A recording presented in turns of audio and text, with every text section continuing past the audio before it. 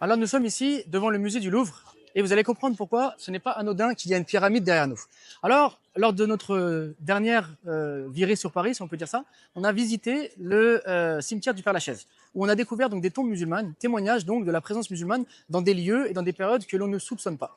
Bien souvent, on aime parler de choc de civilisation, alors que normalement les civilisations sont là pour se nourrir mutuellement, s'enrichir mutuellement. Et nous, plutôt que de céder au chantage donc du choc des civilisations, nous allons voir sur Paris s'il n'y a pas des monuments qui témoignent de l'amitié franco-musulmane. Et donc, je vous invite à me suivre, à aller justement à la découverte de ce type de monument.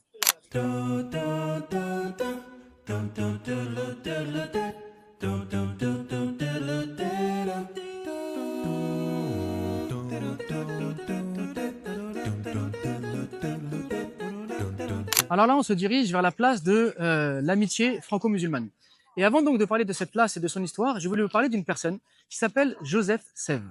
Il est né donc en fin donc, du XVIIIe siècle, dans la ville de Lyon, et il a fait une carrière militaire auprès de Bonaparte. Donc il a monté les grades de l'armée. Et au moment donc de la chute de l'Empire, il a décidé cette fois-ci de se diriger vers l'Égypte, où il a proposé au sultan ottoman donc, qui gérait l'Égypte à l'époque, Mohamed Ali, s'il pouvait donc se mettre à son service.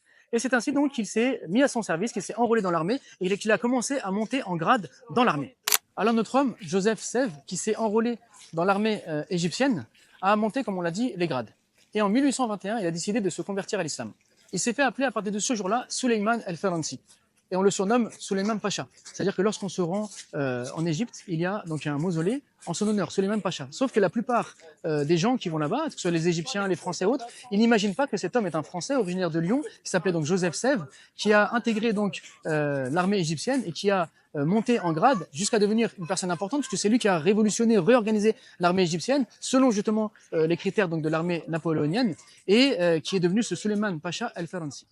Notre homme, Joseph Sèvres, qui est devenu donc maintenant Suleiman Pacha el-Faransi, lors d'une de ses missions en France, a été reçu par le roi de l'époque. Le roi de l'époque donc s'appelle Louis-Philippe, qui lui a remis la Légion d'honneur. Donc on voit comment cet homme, qui est né à Lyon, qui a participé, on va dire, aux expéditions donc de Bonaparte, qui a monté les grades de l'armée napoléonienne, jusqu'à se rendre en Égypte et cette fois-ci monter les grades de l'armée égyptienne, devenir donc une personnalité importante en Égypte au point donc il y a un mausolée en son nom et qui s'est donc converti à l'islam se faisant appeler Suleiman Pacha el-Faransi, est un homme originaire de France et qui est un peu le symbole de l'amitié franco-musulmane et de ce qu'un homme français converti à l'islam peut réaliser en terre d'islam tout en conservant un lien avec son pays d'origine puisqu'on le voit, il a eu la Légion d'honneur qui lui a été donnée par le roi Louis-Philippe. Joseph Sèvres, alias Suleiman Pacha el-Faransi, n'est autre que l'arrière-grand-père du dernier roi d'Égypte, le roi Farouk. Ce roi Farouk, qui est connu pour avoir, entre autres, libéré Abdelkim Khattabi, qui était assigné à résidence à La Réunion, et lors d'un transfert vers la France, lors de son escale au Caire, il l'a fait libérer et il lui a permis, avec d'autres grandes figures donc, de l'histoire musulmane, de participer au mouvement d'indépendance de leur pays. Donc ce roi Farouk n'est autre qu'un descendant d'un Français, à savoir Joseph Sèvres, qui se faisait appeler Suleiman Pacha el-Faransi et qui a marqué l'histoire de l'Égypte, mais également l'histoire de France, puisqu'il avait la Légion d'honneur et qu'il était une grande figure de l'armée de Napoléon. Nous sommes ici sur la place de la Concorde. La place de la Concorde est une place qui a une grande importance dans l'histoire de France et qui, tout au long de son histoire, a eu différents noms. Par exemple, avant de s'appeler la place de la Concorde, elle s'appelait la place de la Révolution. C'est là qu'a été guillotinée, par exemple, Marie-Antoinette, la femme de Louis XVI. Cette place s'est appelée par la suite place de la Concorde afin donc de contraster avec le régime de la terreur de Robespierre qui avait guillotiné tellement de personnes que les gens avaient besoin de concorde nationale. Mais cette place pourrait être appelée également la place de l'amitié franco-musulmane. Pourquoi?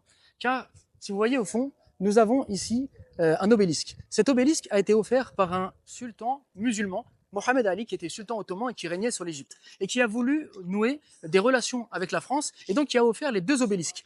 Sachant que chaque obélisque pèse 230 tonnes. Et donc, pour ramener le premier obélisque, il y a eu des moyens colossaux qui ont été mis en place, et il a fallu 2 ans pour le ramener. Du coup, la France n'a pas souhaité ramener le deuxième, mais donc le premier témoigne de ce cadeau fait par un sultan musulman. Et en échange, la France a fait un cadeau à ce sultan Mohamed Ali. Elle lui a offert une horloge qui jusqu'à aujourd'hui siège au-dessus de la mosquée Mohamed Ali au Caire. Au milieu de cette place, donc, culmine ce cadeau fait par un sultan ottoman envers la France. Mais il faut savoir qu'on a ici l'hôtel de la Marine. L'hôtel de la Marine a été restauré en 2021 par des musulmans, la fondation FNI. Et donc cette fondation, gérée par des musulmans, a investi beaucoup d'argent afin donc de restaurer cet hôtel. Et depuis, elle gère des expositions pour valoriser la civilisation, ou plutôt les civilisations humaines. Et donc on peut dire que cette place, qui s'appelle la place de la Concorde, peut également s'appeler la place de l'amitié franco-musulmane. Amitié franco-musulmane témoignée par deux choses: le cadeau de ce sultan ottoman Mohamed Ali et l'investissement par la fondation FNI dans l'hôtel de la marine afin donc de valoriser les civilisations. Souvent, lorsqu'on veut connaître un lieu, savoir comment il était à l'époque, on prend les photos ou les films d'époque qui vont nous permettre donc de découvrir le lieu à un instant T. Et on va dire que la photo ou le film permet d'immortaliser donc une scène de la vie de tous les jours dans tel et tel endroit.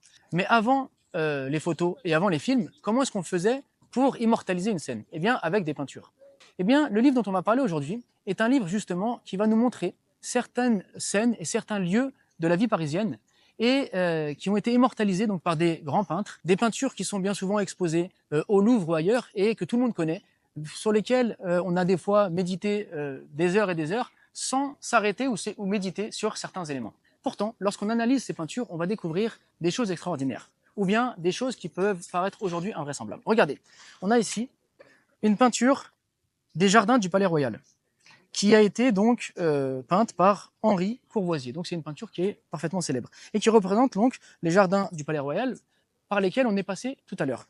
Mais si on observe donc dans ce dessin, qui est un dessin donc qui est réel, c'est-à-dire que la personne était là à ce moment-là, elle a représenté donc une scène de la vie quotidienne telle qu'elle était. Il n'a rien imaginé, il n'a rien inventé, il a fait les choses, il a dessiné tel que c'était. Eh bien regardez ce qu'on le voit.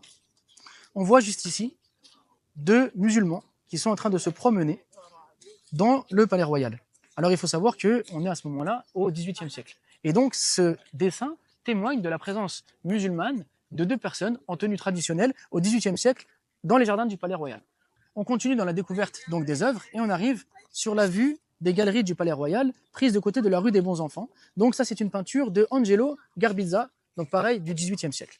Alors si vous observez avec moi, donc on voit les galeries du Palais Royal avec donc des gens habillés en tenue de l'époque.